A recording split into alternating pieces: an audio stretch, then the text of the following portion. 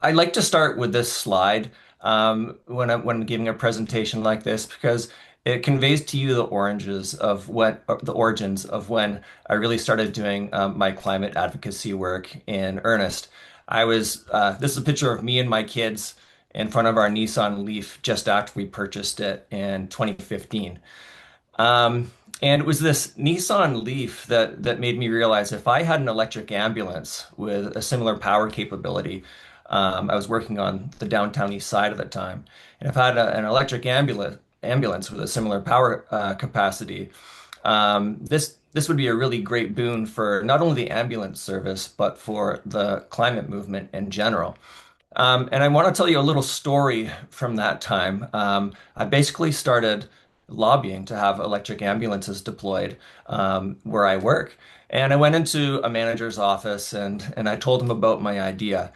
And based on his reaction, you may as well have thought I had asked him for a rocket ship to go to the moon. Like he was just, blown away that I'd even consider this. And I'm sure many people considered myself a dreamer as a byproduct.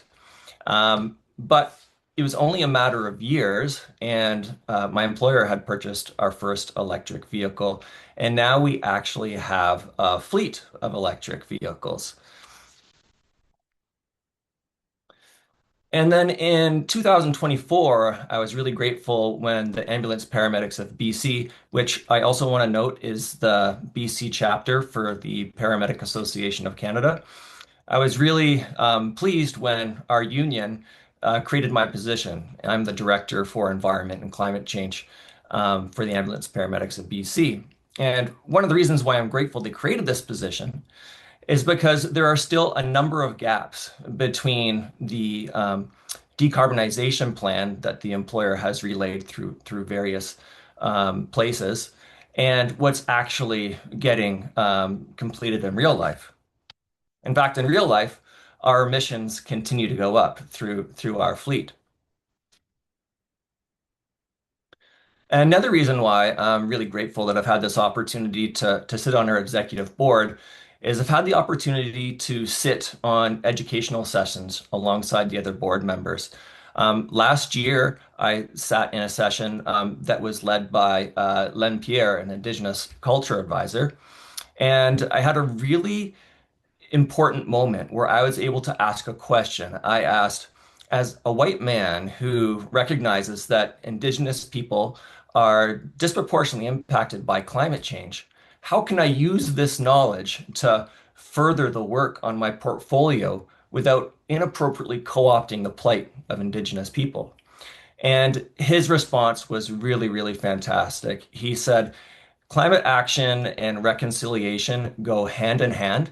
And I encourage you to look at articles from UNDRIP for articles that support your work. And so I really took that advice to heart, and I've done that. And it was doing that work that has led me to believe with confidence that there really is a place for this work to happen side by side. And I really think, in the name of reconciliation, it's important that we also prioritize planetary health. Another reason we should be prioritizing health, I don't think I'll need to spend much time in this slide with everyone who's sitting in on this meeting, is we all know that the climate crisis is a health crisis. So when you consider that reconciliation and climate action go hand in hand, and so many of our public institutions prioritize reconciliation, and then when you also consider that so many of the equity groups that we already especially advocate for are disproportionately impacted by climate change. And then in addition to all of that, all of us who, require a healthy environment are negatively impacted by the climate emergency.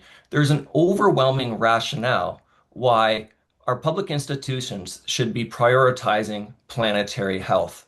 And that is one of the main principles in my recommendation to the BC Federation of Labor's Climate Justice and Jobs Plan that I wanted to talk about with you today. So my recommendation is broken into two tiers. The first tier is what I call the minimum requirements for government, and it's really straightforward. First off, um, Public organizations, public institutions, they need to prioritize planetary health and make this a North Star priority for the organization. Secondly, they need to assign executive accountability to this portfolio to a bona fide climate leader. And then from there, basically, we just need to look at all of the decisions within the organization, from the very top level decisions to decisions being made on the front lines through a climate lens. The first tier goes on to explain that we need to address modern forms of climate delay within the organization, and we need to embed sustainability in routine operations and training.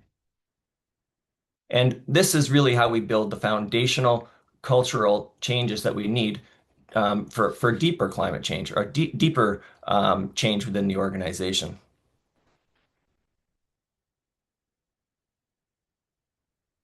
Oops. So tier two, this is where it's like sorry, I'm having a hard time seeing my slide. Um, Tier two is a scalable approach to a more in-depth solutions. And so this is where it's basically applying the same system that they've suggested in the World Health Organization's COP26 health program to all of our public institutions. And that is to make these institutions resilient to climate events and create low carbon public institutions.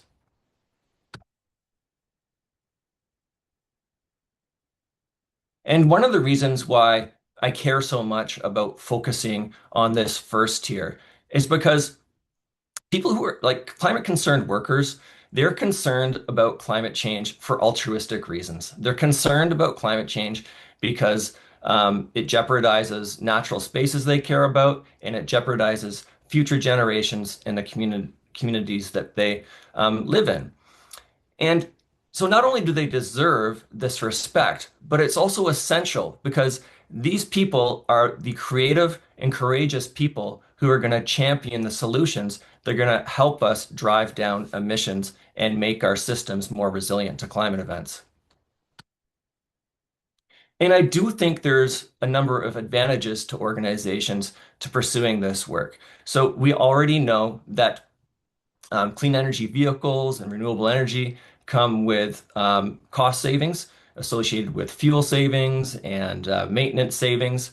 Um, and electric vehicles in particular also offer a healthier workplace because they don't have any toxic tailpipe emissions and they don't have excessive noise and vibration, which can cause fatigue, which can cause accidents. There's also studies now that have proven that collective climate action have the ability to buffer climate anxiety, and surveys have shown that the vast majority of Canadians are concerned about climate change.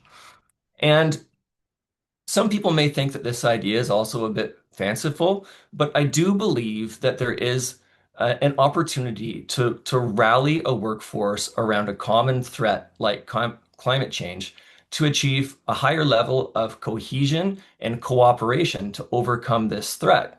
And while some people may think this is a fanciful idea, 10 years ago, people also thought that deploying electric vehicles where I work was a fanciful idea.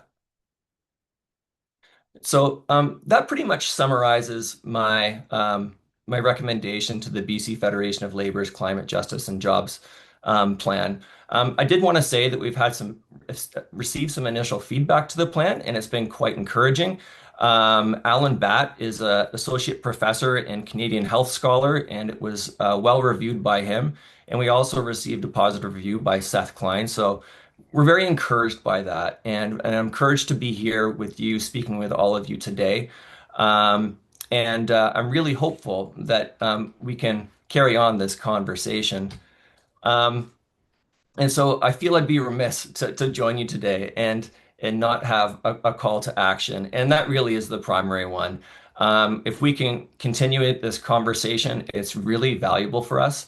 Um, and it's difficult to advance this conversation in the paramedic and labor spaces at present. If we want to talk about that during the question period, I'm happy to do so. But I really do think we'll get there. But my confidence in having these changes made in our public institutions will be that much increase, and we'll do it that much quicker with the ability to speak in it in other circles outside of the ones that are immediately available to us. And the other thing I want to say is just thank you so much for championing planetary health. That has been a huge boon for me and my fellow Environment and Climate Change Committee members with Ambulance Paramedics of BC. I also wanted to mention that in 2024, we had planetary health added to our core competencies, which has also been extremely beneficial between those two things. Yeah, and if there's any opportunities to build coalitions across political or indigenous realms or any other realms, that's most welcome too.